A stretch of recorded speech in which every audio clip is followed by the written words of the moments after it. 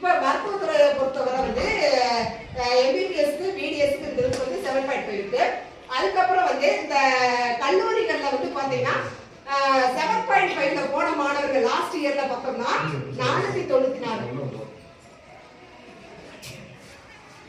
2024-25 கடந்த வருடம் பார்த்தோம்னா 7.5ல வந்து அரசு பள்ளி மாணவர்கள் வந்து எத்தனை பேர் போயிருக்காங்கன்னா 494 பேர் வந்து போயிருக்காங்க இந்த 7.5ல. அதாவது எம்பிபிஎஸ் மெடிக்கல்.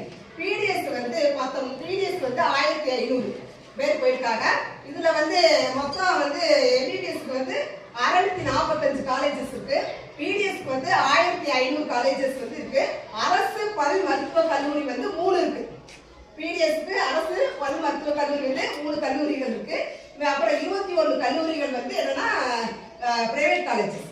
அதாவது அரசு பள்ளி மாணவர்கள் எல்லாருக்குமே வந்து இந்த கவர்மெண்ட் ஒதுக்கீடு போக பிரைவேட் காலேஜ்லயுமே ஒரு குறிப்பிட்ட சதவீதம் வந்து கவர்மெண்ட் சீட் வந்து உண்டு. கவர்மெண்ட் சீட் வந்து இருக்கு. 7.5ல வந்து அந்த இதுலயும் போடுவாங்க.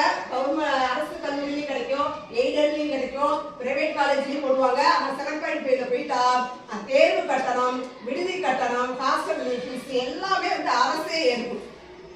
சரியா? அப்ப நம்மளுக்கு வந்து நம்ம எந்த அளவுக்கு விடாமுயற்சியோட படிக்கிறோமோ அதை பொறுத்து வந்து கிடைக்கும். அப்ப பெற்றோர்கள் வந்து என்ன செய்யணும், வீட்டுல வந்து நல்லா ஊக்கப்படுத்தணும், படிக்க சொல்லணும். சரியா? அவன் வீட்டுக்கு வந்தாலும் படிக்கிறானான்னு பாருங்க. அடுத்து இதுல இது போக எதற்கு வந்து நீட்டு தேவையில்லை. இப்ப வந்து இதுக்கு இப்ப சித்தாவுக்கு நீட்டு தேவை இல்ல, அதே மாதிரி ஹோமியோபதிக்கு நீட் இருக்கு. நீட்டு பேசிஸ்ல தான் கொடுப்பாங்க. ஆனா என்ன வந்து 7.5 கிடையாது அது.